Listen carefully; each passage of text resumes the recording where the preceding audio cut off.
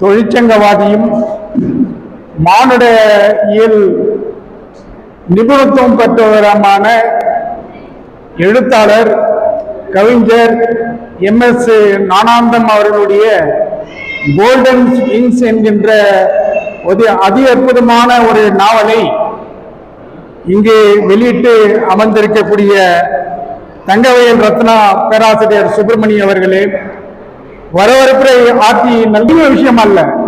ஆனால் தாய்மொழியாக பேசக்கூடிய தமிழ் மொழியிலே அற்புதமாக அதை சொல்கிறார்கள். நான் அதைத்தான் பார்த்து வியந்தேன். இந்த மண் KGF லிட்டில் இங்கிலாந்து என்று எல்லோராலும் சொல்லப்படக்கூடிய ஒன்றாக இருக்கிறது. ஆனால் தமிழ் படிக்கக்கூடிய மாணவர்கள் அல்லது இளைஞர்கள் அல்லது சமுதாயம், இளைய சமுதாயம் ஏதாவது இருக்கிறதா என்று கேட்டால் இல்லை என்கின்ற பதில்தான் வருகின்றது.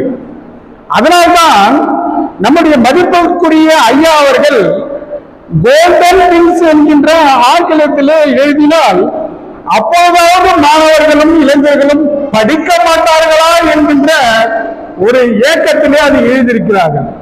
எத்தனை பேர் அந்த நூலை வாங்கப் போகிறார்கள் என்று எனக்கு தெரியாது. வாங்கினவர்கள் எத்தனை பேர் படிக்கப் போகிறார்கள் என்பதும் எனக்கு தெரியாது.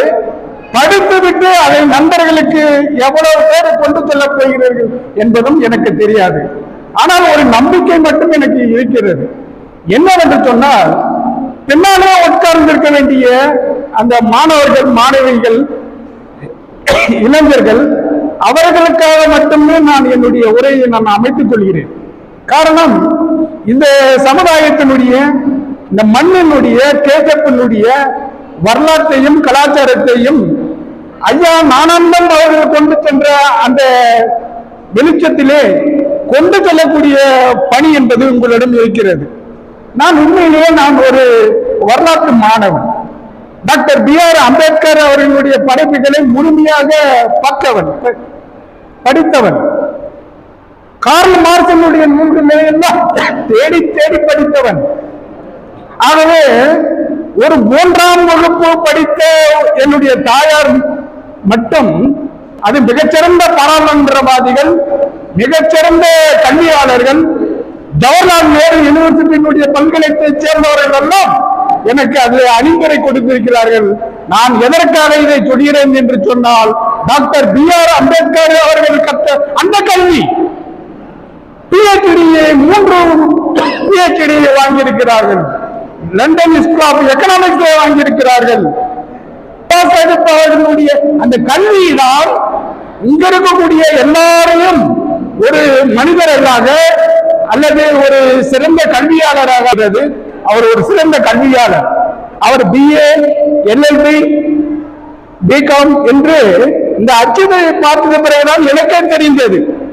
அவ்வளவு தன்னடக்கம் வாய்ந்தவராக இருக்கிறார்.